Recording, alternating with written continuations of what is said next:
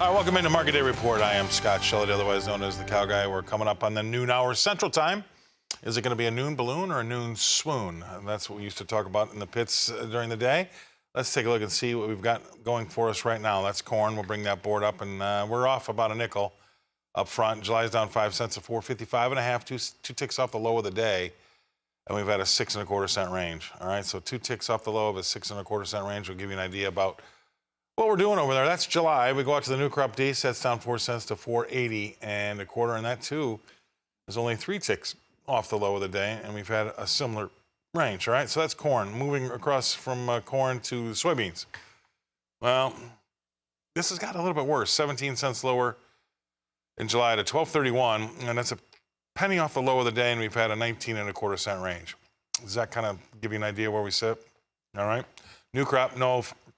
That's down 8 cents to 12.08 3/4, a penny and a half off the low of the day there. And again, we've had about an 11.5 cent range. So that'll give you the idea about where we sit with soybeans. Corn and soybeans are kind of retreating here a little bit. Now we do have an up arrows when we talk about Chicago wheat, 3.5 cents better in the July, 6.92 1/4 is last. But we're about 8.5 cents off the high of the day, and I'm going to call it about 10 1/4 cents off the lows. That between us, that's in the middle of the range. Nothing going on there. D sets up 2 1/4 cents. 7.33 3/4 is last, and that's about 8 1/4 cents off the low of the day, and we're about 7 cents from the high. All right, that's right smack dab in the middle of those ranges. That's Chicago wheat. Let's go to Kansas City wheat. That's the hard red. I call this a smorgasbord, folks. A little something for everybody, right? July's down a half. SEP's sharply unchanged, and D's is up a half, right? July stands at 6.96 1/4, down a half cent. And again, that's about 7 cents off of the low of the day and about a dime off the high. SEP's sharply unchanged at 7.10 3/4. And you've got a half cent, 2-tick rally in the D's to 7.31 3/4. There you go. That's the hard red in Kansas City. It doesn't really know what it wants to do. Moving over to the spring wheat in Minneapolis, 2.5 cents lower there. 7.36 3/4 is last. And that's about a 7.5 cents off the low of the day. And we're about, 6.5, 7 cents off the high. So that's right smack dab in the middle of that range. Dees is down 2 1/4 cents to 7.62. And that's 7.5 cents off the high there. All right, that's wheat in Minneapolis. That's the spring wheat. Cotton, what do we got going on? 40 points higher in July to 76.43, and 32 points better in the Dees to 75.33. Let's bring them in. Everybody's favorite, Tommy Grisafi, advanced trading, probably in Valparaiso, Indiana right now. He is. Oh, there he is. All right. I don't know. Anything jump out of you there when I rattle off those prices? Well, you forgot to mention that milk's limit down. I know we have a lot of dairy people watching, and of course you wouldn't know milk's limit down unless I told you, and that's why I'm here. I've traded more milk in the last few weeks than I've ever traded in my career, and it's become really volatile. This afternoon on Cow Guy, we're going to talk about why is everything so volatile, whether it be cattle or dairy or anything else. But volatility is good. As a commodity broker, us guys and gals who come on, we like this. We like volatility. I hope the farmer likes volatility and likes to embrace volatility.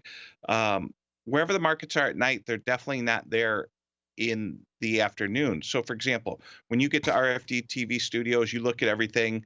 Then as we come into that morning hour, things change. Then when we open, it's like the night session never happened.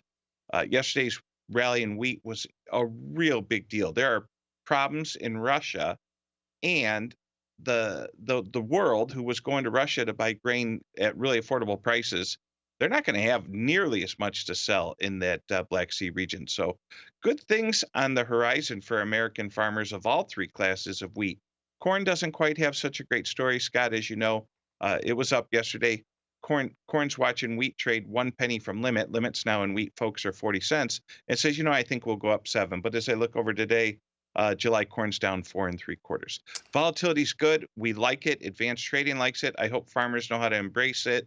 Unfortunately, some of this volatility is coming because some people don't have grain planted, but the farmer burnt the midnight oil and really got ahead of those numbers. It'll be interesting to see what next week's progress report looks like. Back to you, my friend. Yeah, it seems like they only need a couple days of decent weather, and they can do a lot of damage getting stuff in there. And then to your point about the corn, I don't like what I heard some other reports earlier today about how the funds have gone from 340,000 short to only 70,000 short.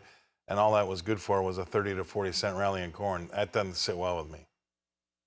Not even that much now at this point. I mean, we're Right. 455. Right. It's good for a 20-cent rally. Yeah. It So just shows that let's go the other way. Let's go the other way before we go on commercial break.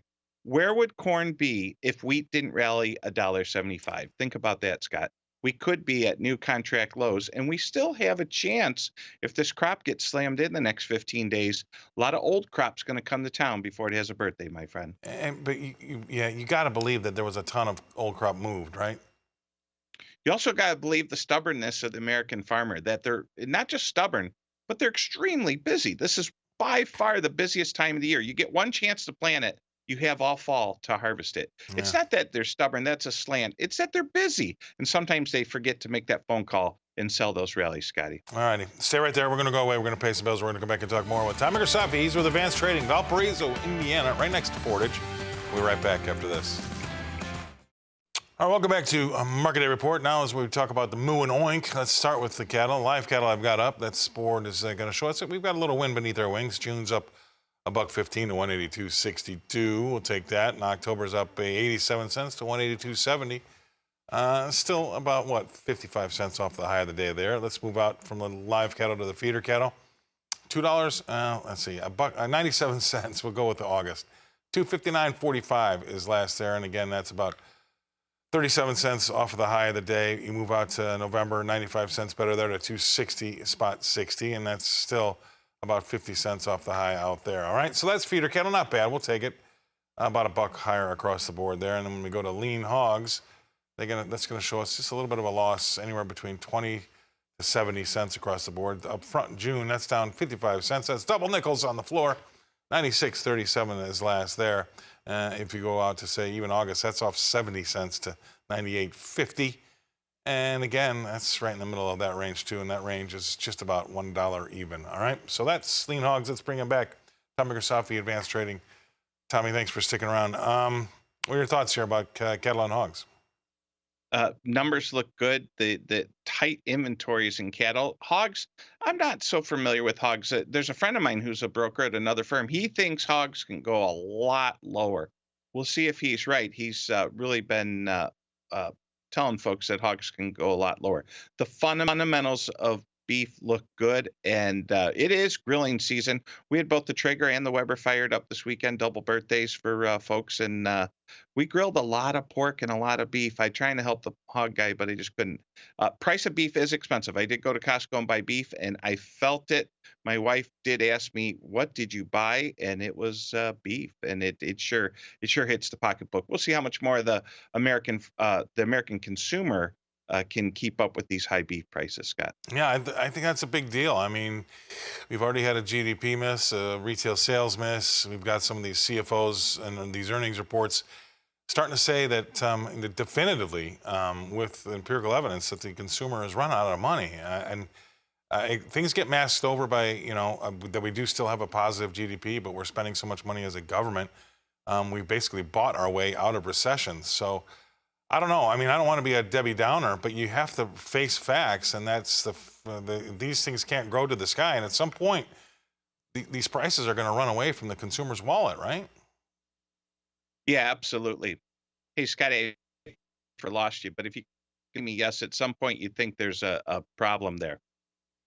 Yeah, well, I mean, we'll see. And we're going to talk about that as well on the Cow Guy Close. It's going to be about the consumer, which is 70% of the U.S. economy. And if you start to see that falter, everything else is kind of going to go with it. We're going to watch the consumer, and we're going to watch jobs. Those are going to be the big two that we have, and make sure we have a good eye on those. So that's it from myself and Tommy.